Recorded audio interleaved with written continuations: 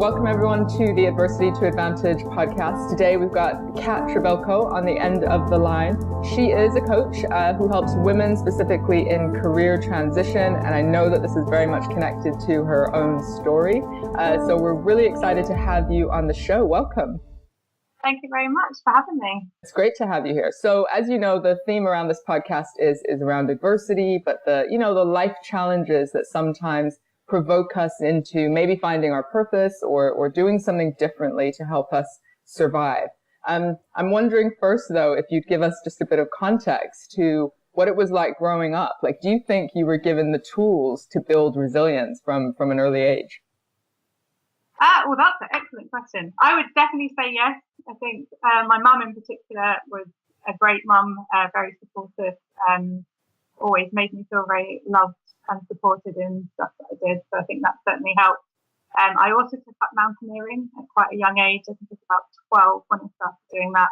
And being out in the mountains. Sure, yeah. Yeah, my house is full of pictures like this. Being out in the mountains, I think, and heading for summits through bad weather and strong winds and all sorts teaches you quite a lot of resilient skills and important skills as well, like when to turn around and maybe not push yourself through something that's too hard. So definitely a lot of learning from that. Yeah, there's so many parallels to like working hard versus balance versus, looking after yourself, what that looks like. Did you say you started really young, around 12? Yeah, so I was involved in the Scouts as a young person, and they ran a mountaineering course up in Scotland, and that's where I got started, around about 12 and a half. And you've stuck with it? I can see that picture, you're much older, so... Yeah, so part of my job actually is when I'm coaching, I take people out into the outdoors, not necessarily up mountains, but just out into nature, around a lake, through a forest, into the hills, wherever they want to go. Amazing. So definitely something stuck with me. Tell us about that. So you're obviously, we'll get into why you got into coaching, but what is it about taking them in the outdoors? Like, what's the benefit of that? Oh, so many benefits. I think just generally being out in the fresh air and blowing away some cobwebs really helps people open up a different way of thinking. There's something about when your brain's concentrating on what your feet are doing, you kind of get into that rhythm of walking. And also when you've not got eye-to-eye contact with someone, it opens up your brain again to think differently. You're not worried about what their reaction is or what their facial expression is doing based on what you've just said, which then means you tailor what you say next. When you haven't got that eye contact, it's the same as driving in a car. When you're a passenger in a car, you can sometimes have some good conversations. I think you're much more honest with yourself because you're just saying truly what you need to say rather than what you think the other person wants you to say next based on the reaction they've just had to you. Yes, I like the car analogy. I have two teenagers, and I certainly use them being trapped in the car on a fast to talk about anything that's uncomfortable for them. Yeah, it is a good place, and particularly when they can't get out with you moving along as well. And then just go ahead, carry on. I was just going to say, being in the outdoors with the views. I think sometimes when you're in an office or a cafe and you've got four walls around you, it can actually can trap your thinking to being quite constrained.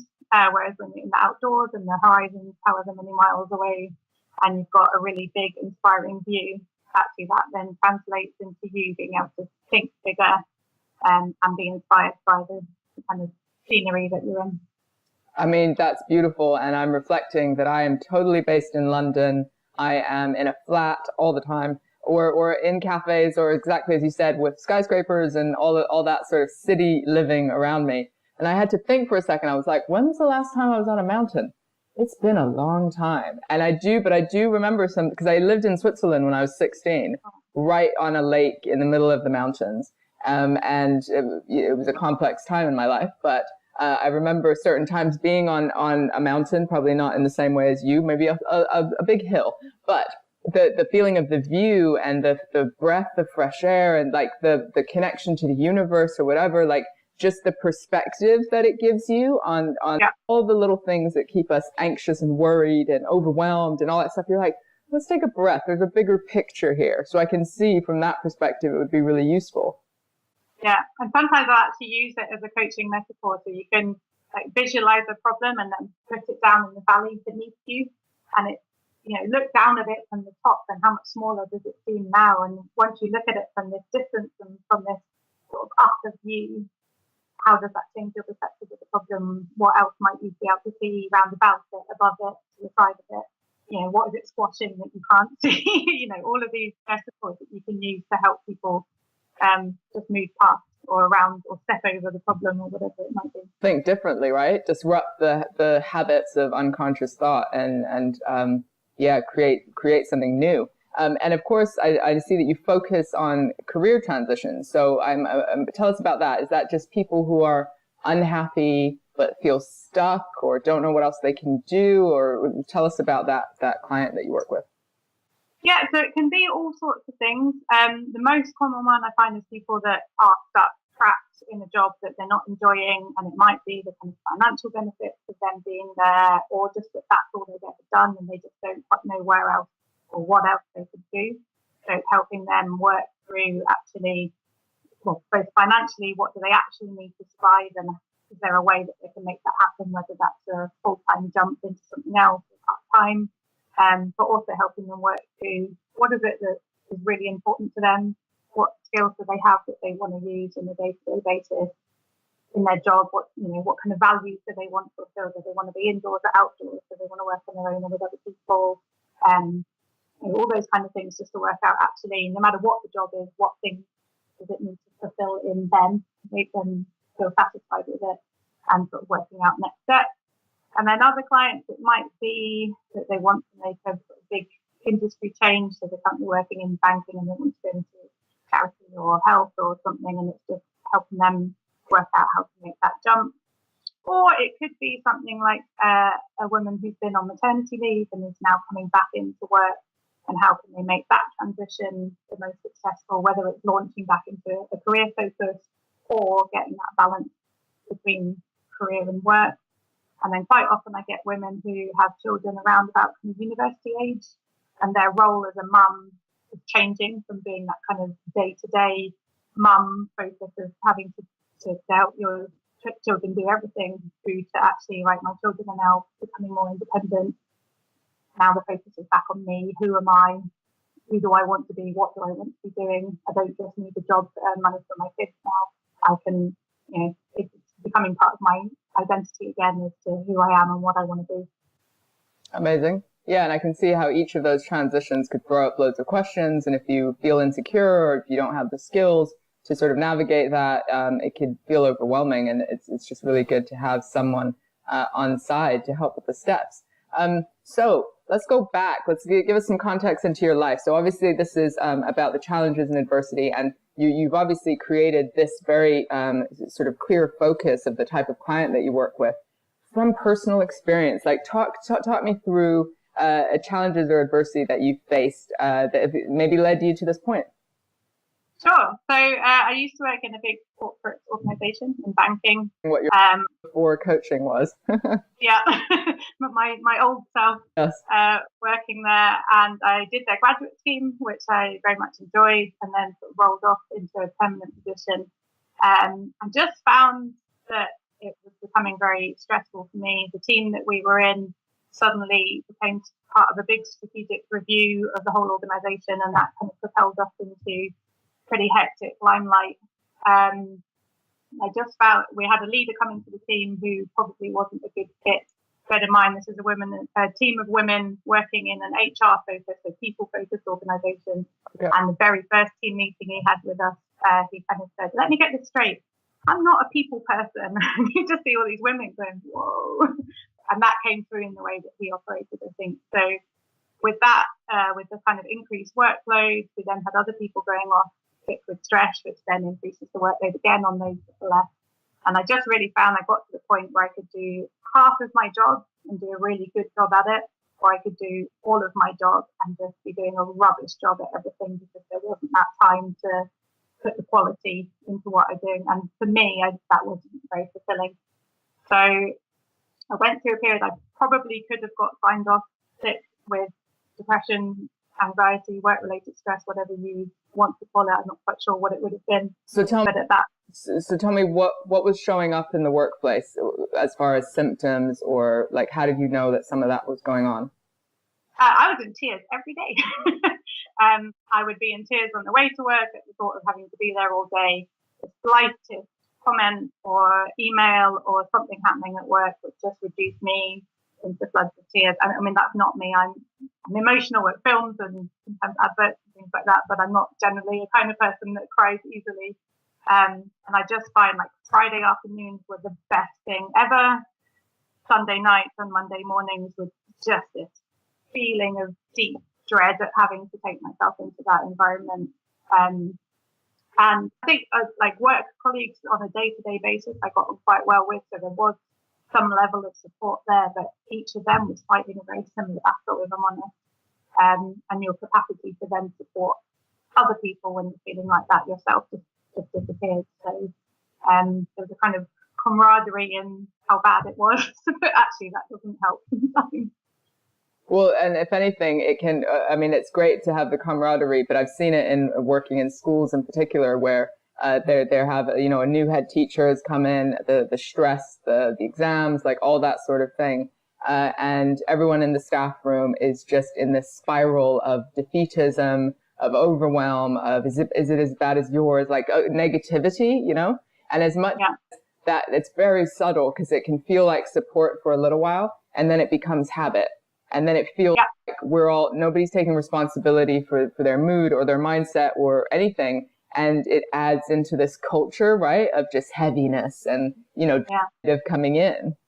Right, and there might be a day where actually you feel okay and you walk in feeling pretty good, and then you just get sucked down into that, like you say, habit of how it feels. And I think also it led to some interesting behaviours between colleagues where they'd be like taking credit for each other's work. I remember sitting in a meeting and having one of my colleagues be like, "Oh yeah, so I've worked really hard on this," and I'm just thinking, "Hell, I've literally done all of that work." And it was just people were trying to fight to get noticed, almost stamping over each other. You know, opportunities for promotion weren't particularly common. So, you know, if one came up, it would be a kind of dog and stuff. Well, then that just wasn't me at all.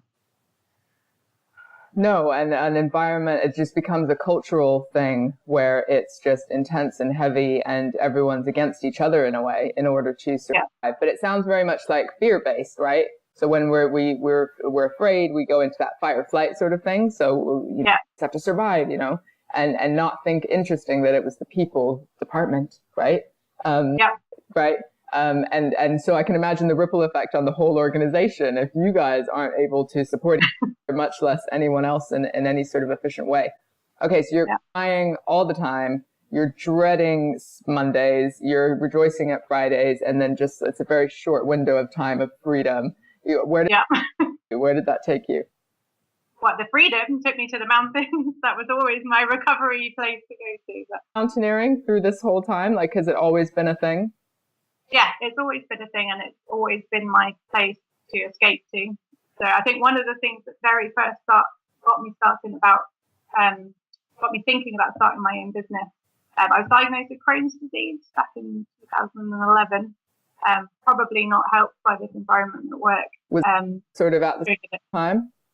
Yeah, similar kind of time. And I'd been ill for a period of months, and you know I was still at work, but then in the evenings I would just go home and sleep all evening. The weekends were recovery time, where I would just sleep all weekend. And it got to the point where I was living in London at the time. I just needed to escape out to the mountains. So I went away for a weekend on my own, which I don't normally do. And I wasn't well enough to climb up anything, but I just needed to be in that environment. So I kind of took myself for a walk. Found this massive, great big rock, just sat on it for a couple of hours, just looking at the view, at the blue sky, and I just felt so much better just by being there. And I'd always said to myself that I didn't want to do my hobby as a job because I didn't want to ruin my hobby. But actually, in that moment, I kind of had that realization of, well, I need more of this in my life for me. But wouldn't it be amazing to be in this environment every day rather than only at the weekend with a kind of 6-hour drive at either end to get out of London? But also, if this is having this effect on me, wouldn't it be fabulous to be able to share this effect with other people? So can I build a business around it that involves taking other people into that environment to help them heal or help themselves or get clarity of thinking or whatever it might be. That's kind of where the first initial thoughts came from. It was still a while after that I made the jump. That was the seed.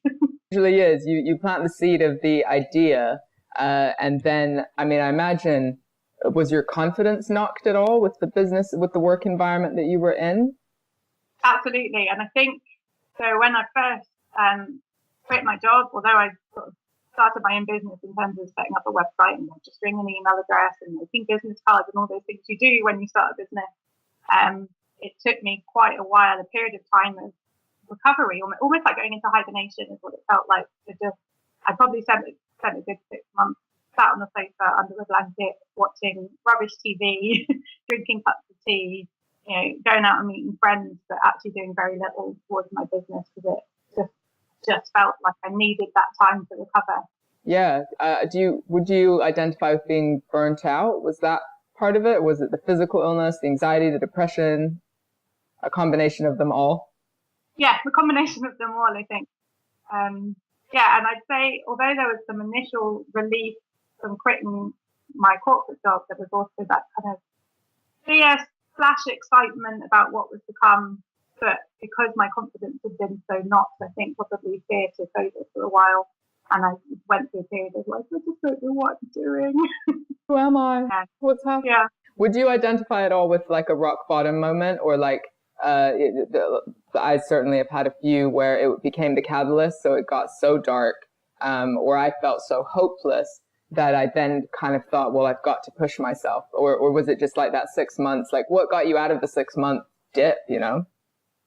Probably summer coming around helped. Oh. I'm quite affected by the winter and the seasons, and just that kind of darkness in winter.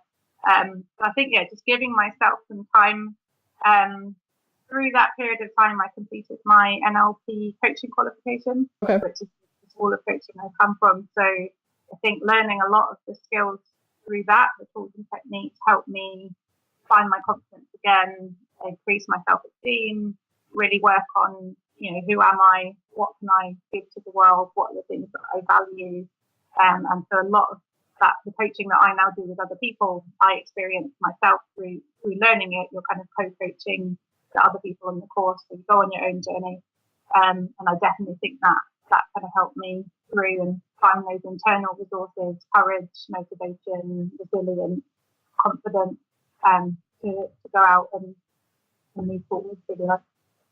Was there any, I don't know if you remember, was there any particular, coaching question or exercise or day or interaction that you would say just gave you that boost? And I know it's the whole thing, but I remember when the first time I was really asked, what do I want? And I was like, sorry, what? Having the what do I need, what should I have at the forefront, like, of my conditioning so heavily. And it was so simple, but it was the catalyst for me getting divorced, me going into a job that was way above and, really exciting, and then leaving that job in order to go for, like, the what do you want? And also, if guilt didn't exist, what would you do? Or if you had all the money in the world, what would you do? Like, disruptive questions like that. Were there any for you that were just like, boom, that's the one? There's probably two things. One is the simple question of, if you knew you wouldn't fail, what would you do? Oh, that's a good one.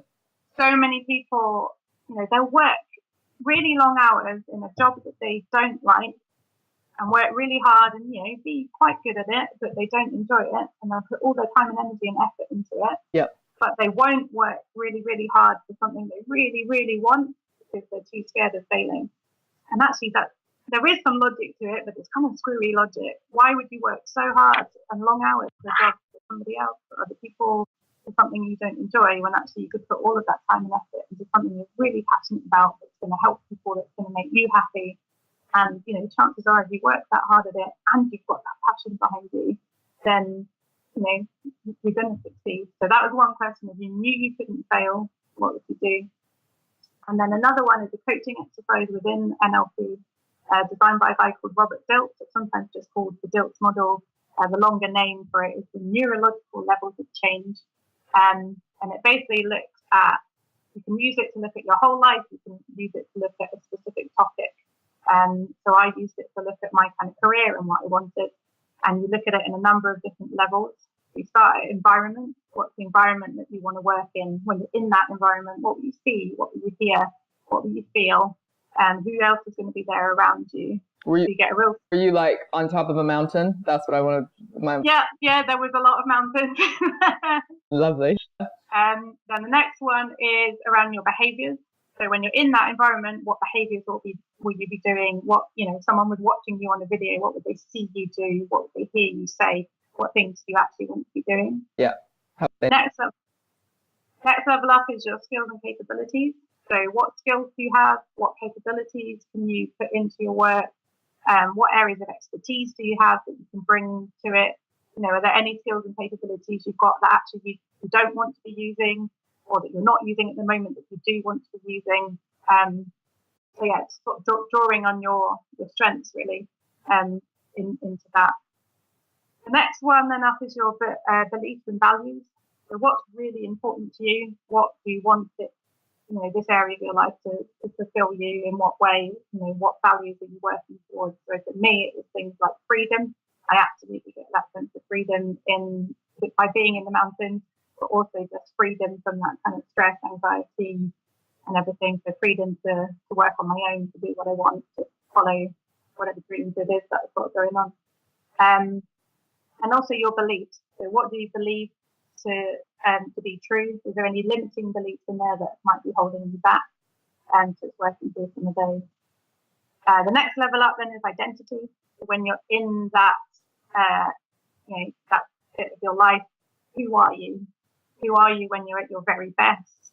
Who are you when you're at your worst? And is that okay? But just really getting a core sense of that identity.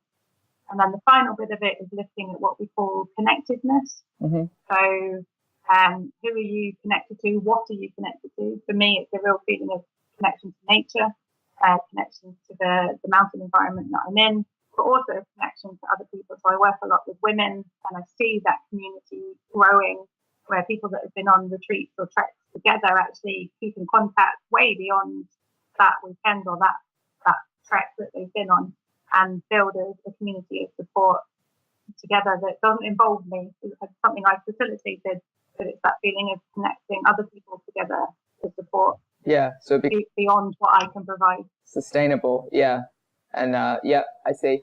Okay, so you're on this NLP course. You begin asking yourself these disruptive type questions. You begin working inwardly as well as learning some skills and techniques. You know that the environment is the mountain, but you're like, how do I get a job there? So what was because I know how building a business is actually really hard, right? Yeah. And yes, you can put all your skills there, but there's so much that you have to learn, and it's isolating, all those sorts of factors, right? So you begin to learn these skills. What then got you to this business model and to, getting into what you're doing now? Yeah, so the things that came out of the coaching for me, well, the things that are really important are mountains, quite obviously from the fact I've talked about it in every question so far, and helping people. So how can I combine those two things? Now, I already had a load of mountaineering qualifications that I built up through the Scouts. I'm a qualified winter mountain leader, so I can take people out, teach them all the skills they need to survive in the wilderness of Scotland and beyond. Mm-hmm. And then I was just getting this certification in helping people go through coaching. So it was just finding a way of putting those two together. So walking coaching kind of came out of that. Yeah, and then it is that process of learning all the bits that you don't know that you need when you start your own business. So the marketing. Oh, right, yeah. Yeah, doing your own account, the social media, all of those things. So yeah, just a case of connecting with other people who are in a similar position to me or who've done it recently. I'm up in Edinburgh. We have a fantastic thing called Business Gateways that run a load of free courses that can help you get started on all of that kind of stuff. So that definitely gave me a good kickstart. And I'm now starting to get to the point where I can pay somebody else to do the bits that I don't like. I have a marketing lady that I use to do some marketing things for me, because actually it drains my energy so much trying to fiddle around on some of these websites where you make your own pictures and that kind of stuff, that I'd rather someone else did it. Well, but it does take a while to get to that So, No, I know. Trust me, I know. Yeah. To do everything for a little while, haven't you? Yeah. Would you say you had moments of self-doubt? Definitely, yes. So technically, I took a career break from my organization when I quit. So I was able to take a 7 year or up to 7 year career break. And that gave me a level of, like, if I really hate it, I can go back. It's not to the same job. I'll just be able to apply as an internal candidate. And there's maybe 3 or 4 occasions where I've thought quite seriously for about 10 seconds on it before I've gone, no, I just don't want to go back there. Even if I'm doubting myself here, I'll either, run my own business or I'll do something else that is more aligned with who I am and what I want to be. I ain't never going back to where I started, because for me, it was just such a bad fit with my values and who I am. So yeah, there's certainly been times where I've looked at my jobs and that kind of stuff, but normally I've pulled through by finding some more work that is part of my business. And so how has adjusting your life and creating more fulfillment and more purpose, those sorts of things, affected those symptoms such as anxiety, depression, like whatever, tearfulness, all the stuff that you were talking about before?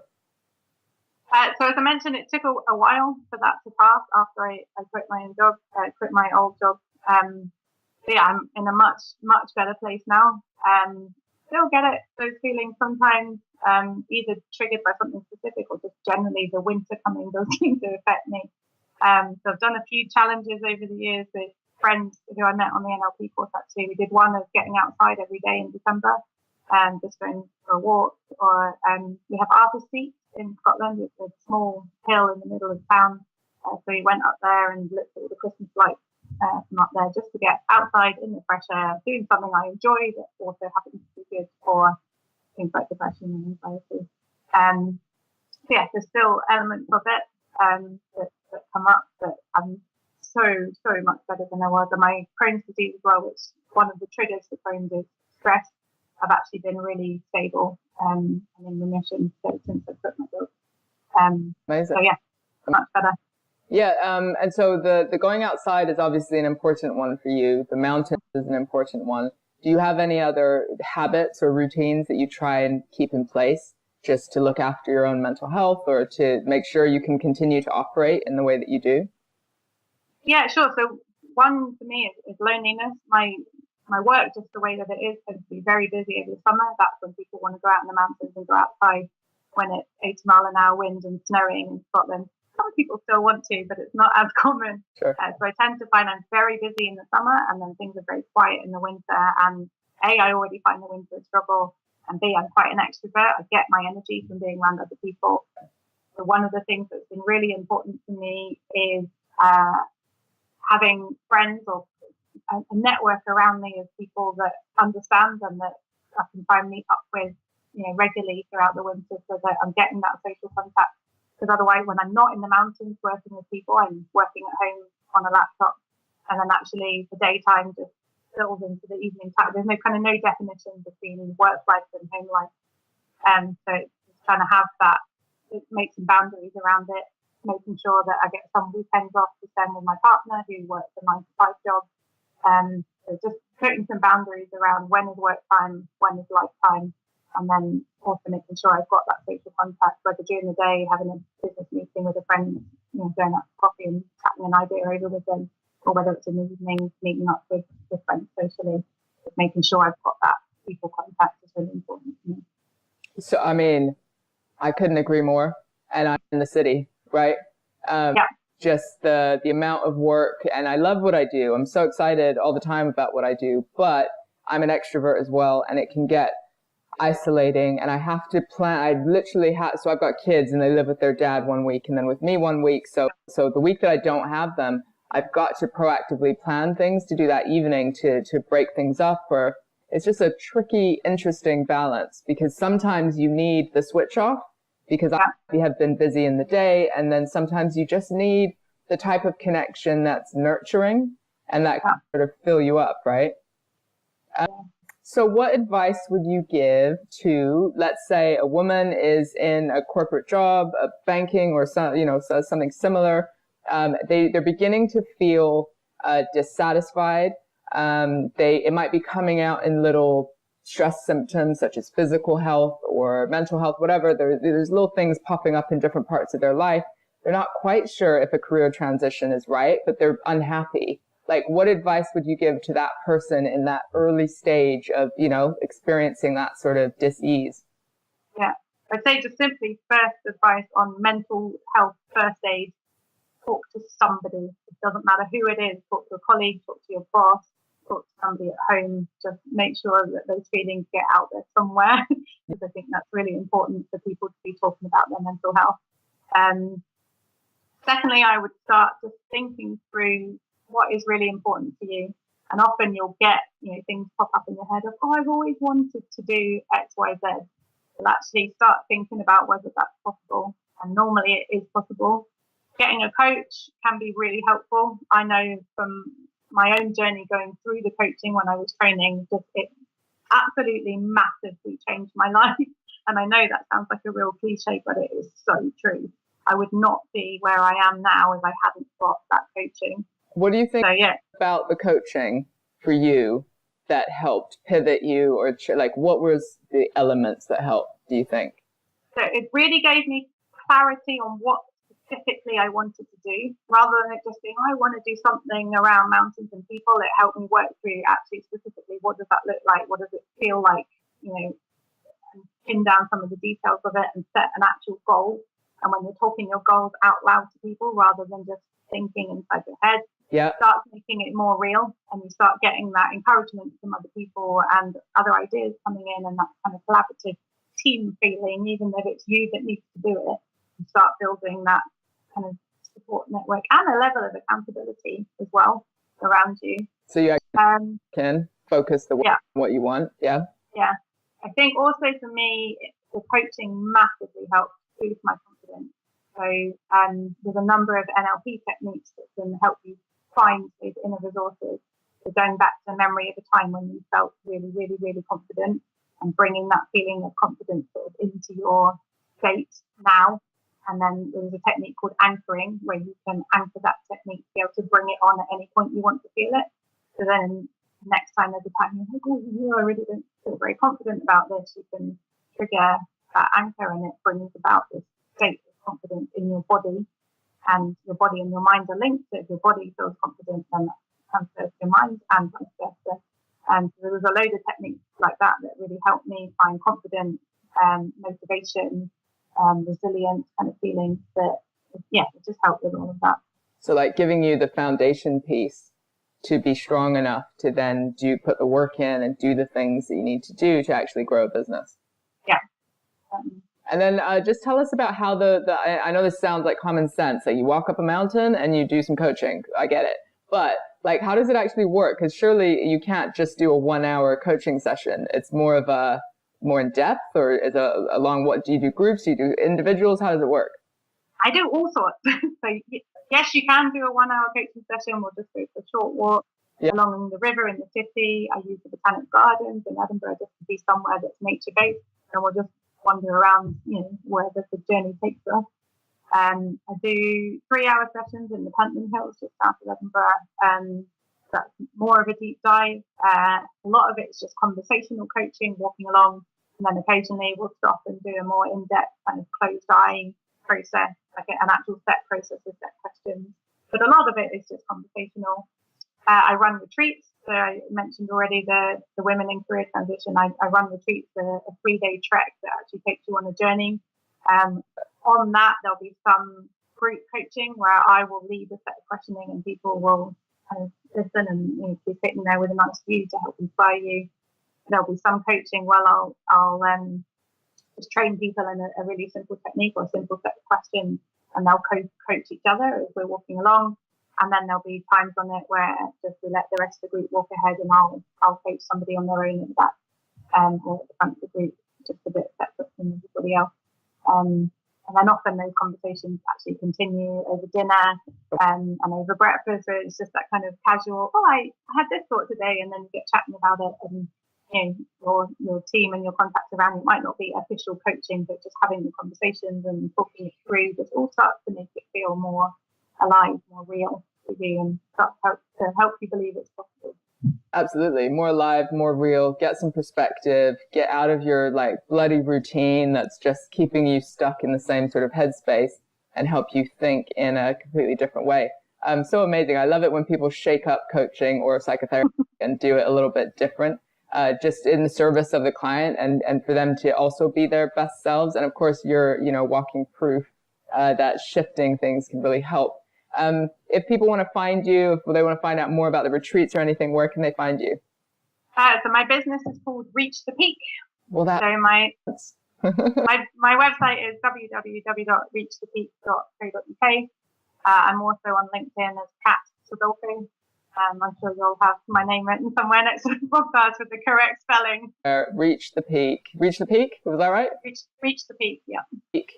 Coaching specifically, and probably not only, but specifically around career transition, or I guess transitions, you said at the beginning. Transitions in general, yeah. I do get people coming wanting to think about ending a relationship or working towards some kind of health goal or sort of big life change for them. But the main focus I have is women in career transition. Absolutely amazing.